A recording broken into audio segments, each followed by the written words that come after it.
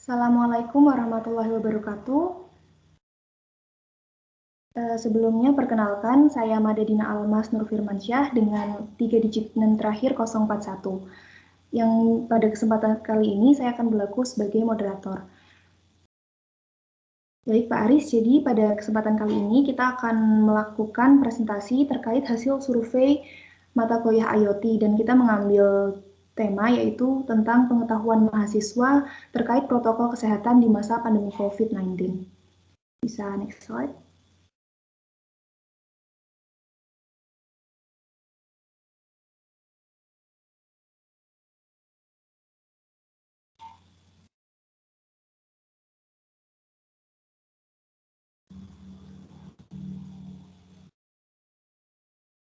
Ya, jadi anggota kelompok kami terdiri dari 9 orang, seperti yang terlihat pada layar. Untuk latar belakang kami mengambil tema ini adalah pada tahun 2022 ini telah memasuki tahun kedua pandemi COVID-19 berlangsung. Nah, tentunya dari situ kita ketahui bahwa angka COVID itu tidak kunjung mereda ya, artinya sempat naik turun dan bahkan selama 2 tahun ini banyak terjadi mutasi dari virus COVID itu sendiri sehingga ditemukan varian-varian baru dari COVID dan yang saat ini sedang naik itu adalah kasus Omicron. Mungkin bisa langsung ke slide selanjutnya. Jadi pada survei kita mengambil beberapa pertanyaan. Jadi pertanyaan pertama yaitu mengenai pekerjaan yang berisiko selama pandemi. Mungkin akan disampaikan oleh teman saya.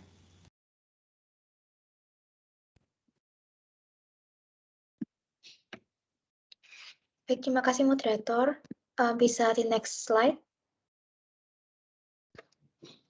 Jadi untuk pertanyaan pertama dari survei kami yaitu untuk mengidentifikasi pekerjaan apa saja yang berisiko selama pandemi ini. Kenapa pertanyaan ini ditanyakan? Karena dengan pertanyaan ini kita akan mengidentifikasi bagaimana persepsi masyarakat tentang pekerjaan-pekerjaan ini, kemudian agar mereka juga dapat menganalisis apakah kondisi tempat mereka berada itu cukup kondusif dengan protokol kesehatan yang baik juga. Pekerjaan yang pertama paling didominasi oleh tenaga kesehatan dengan jumlahnya 42,7%. Hal ini diperkirakan terjadi karena tenaga kesehatan merupakan garda terdepan yang menghadapi pandemi. Dan tentu saja dengan mutasi-mutasi yang terus bertambah sejak 2 tahun pandemi ini berlangsung, maka tenaga kesehatan memiliki peran yang sangat penting, tetapi mereka juga sangat rentan karena mereka kontak dengan pasien dan lain-lainnya, tentunya dengan beban kerja yang tinggi. Berikutnya yaitu buruh dengan jumlah 23,8%.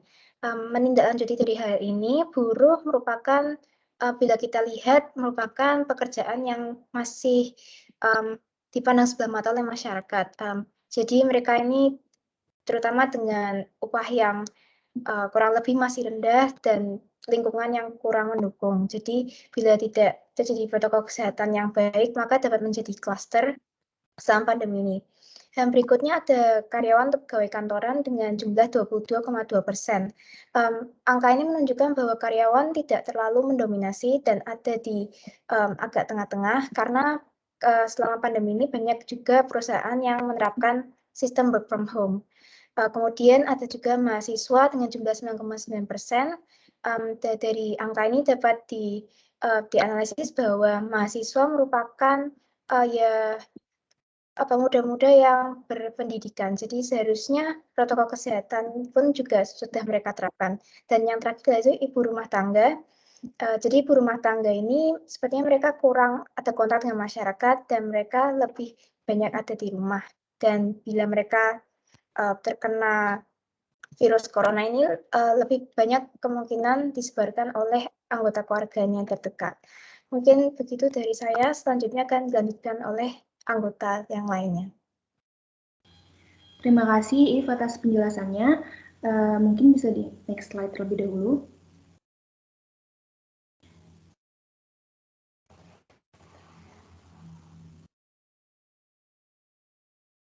Nah, jadi pada pertanyaan kedua ini kami mengambil judul dengan pengetahuan masyarakat mengenai protokol kesehatan saat pandemi. Nah, untuk pembahasan hasil surveinya akan disampaikan oleh teman saya. Baik, terima kasih moderator atas kesempatannya. Jadi di sini saya akan membahas pertanyaan tentang pengetahuan masyarakat mengenai protokol kesehatan saat masa pandemi. Sebelumnya kita juga harus mengetahui apa itu protokol kesehatan. Jadi protokol kesehatan itu adalah upaya kesehatan masyarakat yang merujuk pada sejumlah tindakan yang perlu dilakukan dalam rangka promosi kesehatan dan pencegahan penyakit. Untuk masyarakat sendiri ini memiliki peran yang sangat penting dalam memutus mata rantai penularan COVID-19 agar tidak menimbulkan sumber penularan baru atau klaster pada tempat-tempat di mana terjadinya pergerakan orang, interaksi antar manusia, dan berkumpulnya banyak orang. Di saat pandemi seperti ini, tentunya protokol kesehatan berperan besar dalam pencegahan penyebaran. Protokol kesehatan ini dibuat dengan tujuan untuk melindungi masyarakat, sehingga apabila masyarakat itu sendiri tidak tahu apa itu protokol kesehatan, maka ke depannya tujuan dari dibentuknya protokol itu tidak akan didapatkan hasilnya. Jadi di sini berdasarkan keputusan Menteri Kesehatan Republik Indonesia nomor HK 0107 garis miring Menkes garis miring 382 garis miring 2020 tentang protokol kesehatan bagi masyarakat di tempat dan fasilitas umum dalam rangka pencegahan dan pengendalian coronavirus disease 2019, protokol kesehatan untuk perlindungan individu secara umumnya harus memuat beberapa tindakan. Seperti yang pertama itu menggunakan alat pelindung diri berupa masker yang menutupi hidung dan mulut hingga dagu. Kemudian membersihkan tangan secara teratur dengan cuci tangan menggunakan sabun dan air mengalir, atau alternatif lainnya itu menggunakan cairan antiseptik berbasis alkohol atau biasa disebut hand sanitizer. Kemudian ada juga meningkatkan daya tahan tubuh dengan menerapkan perilaku hidup bersih dan sehat. Kemudian ada menjaga jarak minimal 1 meter dengan orang lain untuk menghindari terkena droplet dari orang yang bicara, batuk, atau bersin. Kemudian ada menghindari kerumunan, keramaian, dan berdesakan. Kampanye-kampanye mengenai pentingnya memahami dan mematuhi protokol kesehatan di saat seperti ini juga tentunya menjadi harapan dan pengaruh besar bagi masyarakat di sekitar kita dan bahkan untuk kita sendiri. Jadi dalam survei yang telah dilaksanakan kemarin, ini bentuk pertanyaannya dalam skala 1-5, terlihat bahwa responden itu dominan memilih pengetahuan tentang protokol kesehatannya itu berada pada skala 5, atau dapat dikatakan sangat paham akan protokol kesehatan. Untuk persentasenya itu sebanyak 62,1%. Kemudian disusul dengan 36% yang menyatakan bahwa paham dengan protokol kesehatan atau ya berada pada skala 4. Kemudian selanjutnya juga ada 1,5% memilih berada pada skala 3 yang berarti pemahamannya tentang protokol kesehatan tidak begitu banyak tetapi juga tidak begitu sedikit. Hal ini menunjukkan bahwa pesan dari kampanye-kampanye mengenai protokol kesehatan sudah tersampaikan dengan sangat baik kepada sebagian besar mahasiswa. Hanya saja sebagian kecil mungkin belum dapat memahami dengan baik tentang protokol kesehatan. Berdasarkan data yang didapatkan ini, pelaksanaan sosialisasi kepada mahasiswa tentang protokol kesehatan itu tidak begitu diperlukan. Tapi untuk alternatif solusinya, mahasiswa dapat saling mengedukasi antara mahasiswa satu dan lainnya, atau secara inisiatif mencari-cari informasi tentang protokol kesehatan. Untuk sumbernya juga bisa didapatkan dari portal resmi Kementerian Kesehatan, atau juga dapat dari portal lainnya yang kredibel dan dapat dipercaya. Dengan hal ini, pemahaman mahasiswa tentang pentingnya protokol kesehatan akan meningkat. Sekian yang dapat saya sampaikan. Untuk selanjutnya saya serahkan ke moderator kembali. Terima kasih. Terima kasih atas pemaparannya. Untuk itu, selanjutnya kami akan membahas pertanyaan survei yang nomor 3, yaitu mengenai cara paling efektif dalam menghentikan pandemi. Nah, untuk pembahasan dari pertanyaan ini akan disampaikan oleh teman saya, Diana Ashwa. Kepada Dian dipersilahkan untuk Oke, Oke, terima kasih atas kesempatannya moderator. Di sini saya akan menjelaskan mengenai pertanyaan ketiga survei, yaitu cara paling efektif dalam menghentikan pandemi. Jadi dalam pertanyaan ketiga ini ada 3 pilihan. Yang pertama protokol kesehatan dan social distancing, kemudian ada herd immunity dan juga vaksin. Melihat hasil surveinya di sini 51,8% memilih protokol kesehatan dan social distancing, kemudian 31,1% memilih herd immunity, dan 18,2 sisanya memilih vaksin. Mungkin bisa di next slide terlebih dahulu. Ya, itu sudah terlampir untuk diagramnya. Kemudian saya akan membahas dari survei yang dipilih paling sedikit terlebih dahulu, yaitu mengenai vaksin.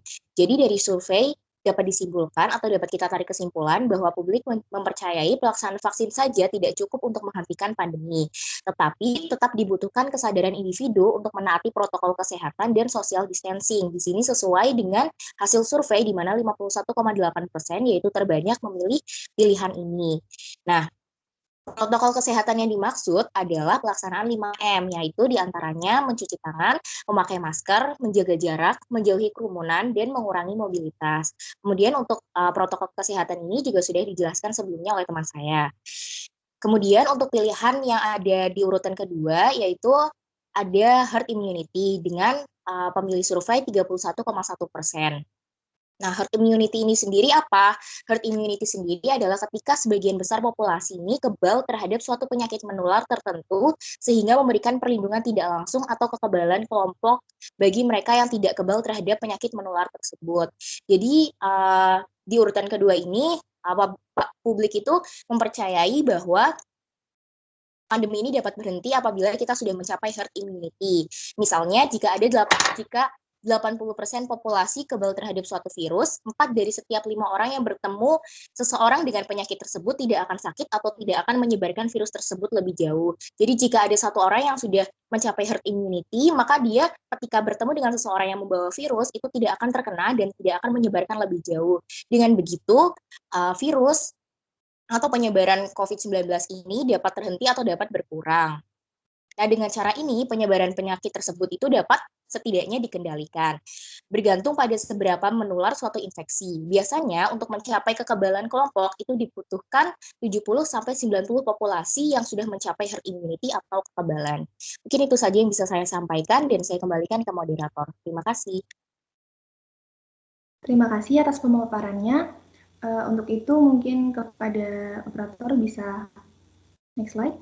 Nah, untuk pertanyaan selanjutnya mengenai survei yang sudah kita lakukan adalah tentang usia yang lebih mudah terkena COVID. Nah, untuk pembahasannya ini akan disampaikan oleh teman saya, Arlin. Kepada Arlin, dipersilahkan. Baik, terima kasih moderator atas kesempatannya. Kali ini saya akan membahas terkait pertanyaan tentang usia manakah yang lebih mudah terkena COVID-19. Nah, di situ sudah terlihat jelas ada hasil survei yang sudah kita laksanakan dan hasil yang sudah didapatkan dari hasil survei tersebut itu menunjukkan bahwa sebagian besar responden yang itu memilih usia yang lebih rentan terkena COVID-19 itu pada saat lansia, yang dimana sebanyak 58,3%. Kemudian untuk urutan tertinggi yang kedua itu adalah pada dewasa muda sebanyak 31,1%. Kemudian untuk yang urutan ketiga itu adalah pada saat remaja sebanyak 8,3%, dan yang terakhir yang paling sedikit itu pada anak-anak. Dari data tersebut dapat didapatkan hasil bahwa lansia itu lebih rentan terkena COVID-19 karena seiring pertambahan usia, tubuh akan mengalami penurunan akibat proses penuaan, mulai dari menurunnya produksi pigmen warna rambut, produksi hormon, kekenyalan kulit, massa otot, dan lain sebagainya sampai fungsi-fungsi organ pada tubuh. Selain itu, sistem imun pada lansia itu sudah tidak bekerja sekuat ketika masih muda. Selain itu juga tidak sedikit para lansia itu memiliki penyakit kronis, seperti contohnya itu ada penyakit jantung, diabetes, asma, dan atau kanker atau penyakit kronis lainnya. Hal inilah yang bisa meningkatkan risiko atau bahaya infeksi virus pada COVID. COVID-19. Nah, apabila komplikasi yang ditimbulkan akibat COVID-19 ini itu juga akan lebih parah bila penderita sudah memiliki penyakit tersebut dan virus akan lebih cepat menyebar ke seluruh tubuh dan bisa saja akan berujung pada kematian apabila tubuh sudah tidak kuat melawan virus tersebut. Namun sebenarnya tidak hanya lansia saja yang lebih rentan terkena COVID-19 ini. Semua dari kalangan usia itu dari anak-anak sampai remaja atau dewasa itu juga bisa terkena COVID-19 apabila tidak menjaga dan melakukan protokol kesehatan dengan baik. Salah satunya melepas masker atau tidak menggunakan masker dengan baik. Kemudian tidak menjaga jarak antara satu sama lain, tidak mencuci tangan dengan air atau menggunakan hand sanitizer, dan lain sebagainya. Maka dari itu dapat disimpulkan dari semua kalangan usia dari anak-anak sampai lansia dapat terkena COVID-19. Tetapi pada usia lansia itu lebih rentan terkena COVID-19 karena adanya penambahan usia dan penyakit kronis yang dimiliki, tidak dimiliki maupun yang akan timbul. Sekian penjelasan dari saya. Terima kasih moderator. Terima kasih atas penjelasannya. Untuk itu kita akan beralih ke pertanyaan selanjutnya, yaitu mengenai metode terbaik untuk menghindari paparan COVID. Jadi di sini saya akan menjelaskan mengenai metode terbaik untuk menghindari paparan COVID-19. Survei ini telah dilakukan kepada sekitar 100 responden dan hasil survei menunjukkan bahwa hasil tertinggi itu didapat pada poin E, yaitu tidak berpergian dengan angka sebesar 43,9%, menjauhi kerumunan sebesar 31,1%, menggunakan double masker sebesar 12,1%, dan mencuci tangan sebanyak 12,9%. Nah, hal ini menunjukkan bahwa rata-rata mahasiswa lebih setuju apabila langkah terbaik untuk menjaga protokol kesehatan adalah dengan menghindari kontak dengan banyak orang. Hal itu bisa dilakukan salah satunya adalah dengan cara tidak berpergian maupun menghindari kerumunan. Nah, yang selanjutnya baru diikuti dengan penggunaan double masker dan juga menjaga kebersihan. Mungkin sekian penjelasan dari saya. Untuk itu kita bisa beralih ke pembahasan selanjutnya, yaitu mengenai pentingnya vaksinasi untuk pencegahan penyebaran COVID yang akan disampaikan oleh teman saya, Maria Mutia. Kepada Maria Mutia, dipersilahkan. Baik, terima kasih atas kesempatannya. Di sini saya akan menjelaskan mengenai pentingnya vaksinasi untuk pencegahan penyebaran COVID-19. Jadi, dasarnya ini saya menanyakan pertanyaan ini adalah karena pertambahan kasus terkonfirmasi COVID-19 dari hari semakin hari itu semakin naik, sehingga diperlukan kerjasama dari pemerintah, mahasiswa, remaja, dan semua komponen masyarakat untuk bersama-sama memutus rantai penularan COVID-19. Pada bulan Januari 2021 lalu, vaksinasi ini sudah mulai dilaksanakan untuk tahap pertamanya, sehingga ini menjadi salah satu upaya dalam pencegahan penyebaran COVID-19. Vaksinasi sendiri adalah pemberian vaksin atau antigen yang dapat merangsang pembentukan imunitas atau antibodi sistem imun di dalam tubuh kita. Vaksinasi ini menjadi upaya pencegahan primer yang bertujuan untuk melindungi dan memperkuat sistem kesehatan secara menyeluruh, juga menjaga produktivitas dan mengurangi dampak sosial ekonomi masyarakat. Sehingga saya rasa sangat penting untuk mengetahui urgensi vaksin ini di tengah-tengah masyarakat. Di sini kita mendapatkan hasil survei di mana 132 responden ini sebagian besar menganggap bahwa urgensi vaksinasi untuk mencegah COVID-19 ini adalah sangat penting, yaitu dari angka 81,1% dan sisanya menganggap penting dengan 18,2%. Namun, masih ada satu responden yang menganggap bahwa vaksin ini tidak penting. Sehingga dengan survei ini kita bisa menyimpulkan bahwa belum semua komponen masyarakat dapat mendukung program pencegahan penyebaran COVID-19. Meskipun sudah banyak orang yang menaruh perhatian dan tanggap pada pencegahan COVID, namun masih ada saja masyarakat yang acuh tak acuh dan tidak tanggap pada himbauan pemerintah untuk menghentikan penyebaran virus ini. Jadi itu saja yang dapat saya sampaikan. Terima kasih. Terima kasih atas pemaparannya, Mutia. Untuk itu kita bisa langsung lanjut ke pembahasan selanjutnya, yaitu mengenai obligasi kampus terkait pemberian dosis vaksinasi, yang akan disampaikan oleh Givari Aulia. Pada Givari, dipersilakan untuk unmute. Terima kasih moderator atas kesempatannya. Jadi berdasarkan survei yang telah dilaksanakan, adapun pernyataan yang dikontrakan tersebut mengacu pada menurunnya angka sebaran virus COVID-19, maka pemerintah pun mulai memobilisasikan untuk menurunkan tingkat kesiagaan daripada petugas maupun secara nasional itu sendiri dari PPKM ataupun pembatasan perlakuan kegiatan masyarakat dari fase genting menjadi fase siaga secara nasional. Kegiatan perkuliahan sendiri sebagai salah satu bentuk yang terdampak dari pandemi tersebut, akhirnya dapat kembali berjalan secara semestinya, meskipun dengan berbagai restriksi yang diterapkan itu sendiri.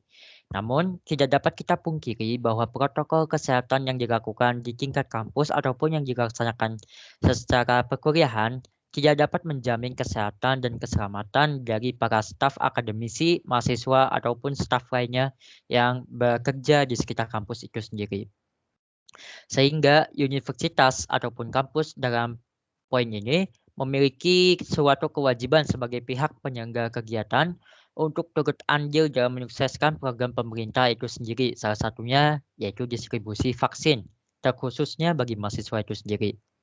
Hal ini dilakukan agar kampus tidak menjadi wabah penularan pandemi, namun menjadi pusat imunisasi bagi mahasiswanya sendiri, terlebih lagi untuk masyarakat di sekitarnya. Akademisi dengan riset yang dilakukan juga mungkin dapat membantu mengenai penyebaran informasi COVID-19 dan pengembangan vaksin mandiri berstandar internasional.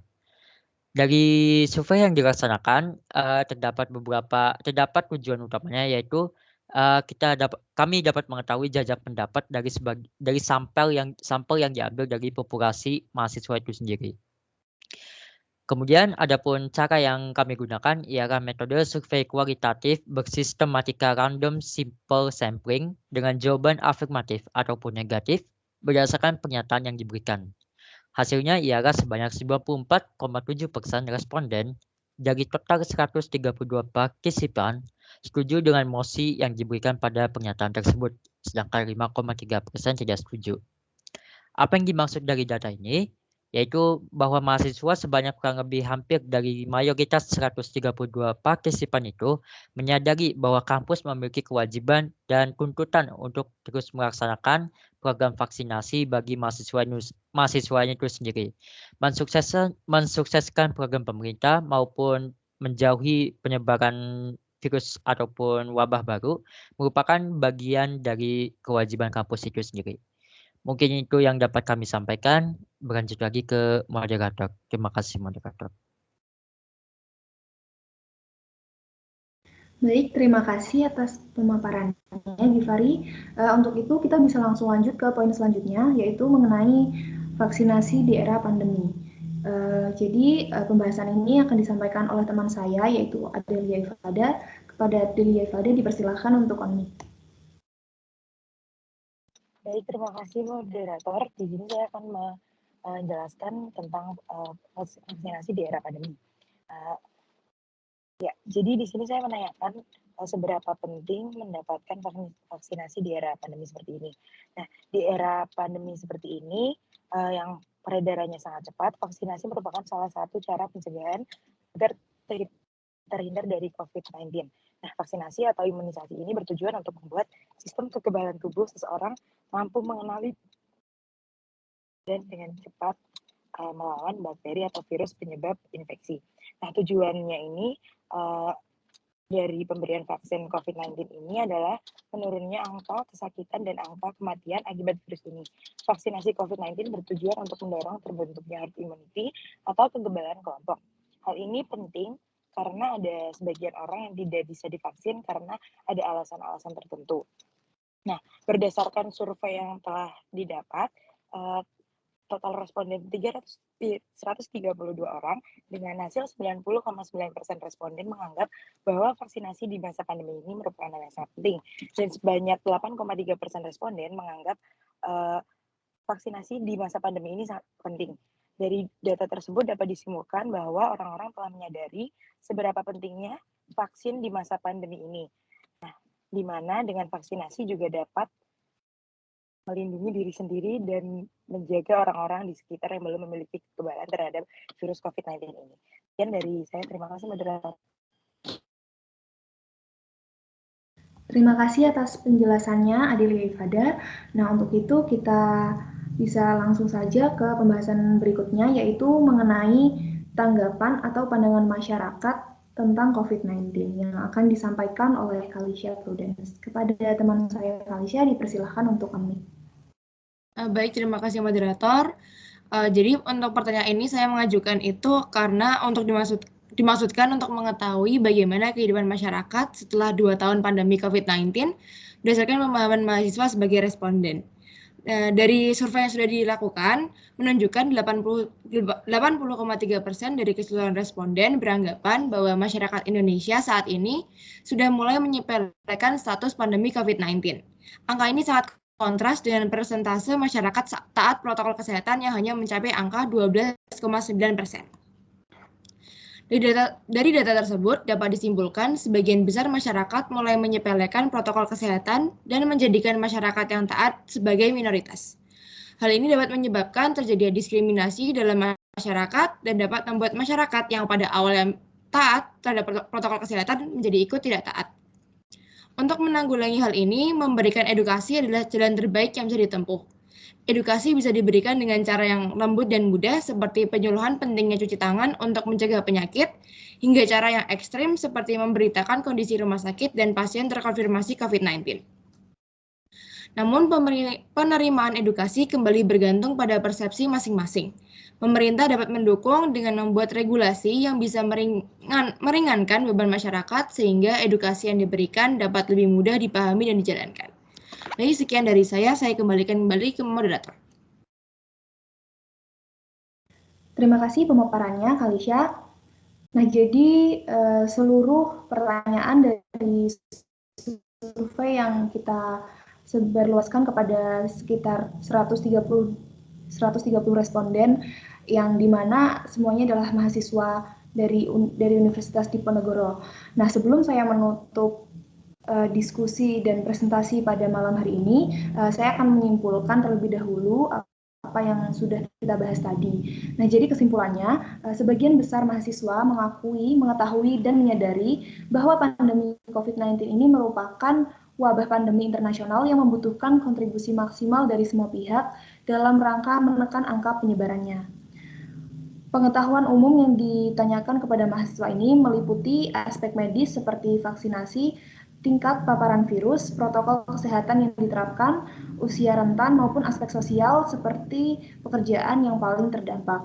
Tingginya tingkat responden dan bervariasinya respon yang diberikan memberikan perspektif kepada surveyor bahwa wawasan pada mahasiswa ini mengimplikasikan suksesnya upaya pemerintah dalam mengedukasi masyarakatnya mengenai COVID-19 maupun rasa keingintahuan mahasiswa itu sendiri yang tinggi dalam memahami fenomena yang terjadi di sekitarnya. Nah, jadi presentasi pada kesempatan kali ini akan saya akhiri. Sebelumnya saya mohon maaf apabila ada tutur kata yang kurang berkenan. Wassalamualaikum warahmatullahi wabarakatuh. Waalaikumsalam warahmatullahi wabarakatuh.